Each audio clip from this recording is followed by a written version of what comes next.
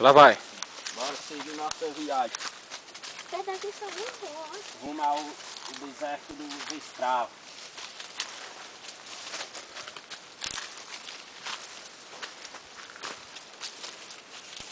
Essa loquinha aqui era no tempo dos escravos, que eles botavam puba aqui. Pra mim que enterraram gente ali. Ei, dá descobrir é cobra aí, meu. Aqui foi no tempo que nós matamos. Porra, é isso aí mesmo. Foi Hein? no tempo que nós matamos 2 cabos de terreno aí. Fizemos uma cruz aí. Dois o quê? Agora aí era no tempo que eu mexia mais lampião. Vocês enterraram dois o quê? Ninguém nunca soube, só nós soube aí. Matamos 2 e joguemos mais dentro da caverna. Dois o quê? 2 ladrões. Ih, não tinha saído lá de quê? Vamos seguir para frente.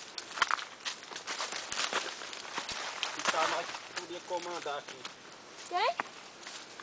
Quem aqui? Veio diretamente. Essas ordens veio diretamente de Altamira. Quem?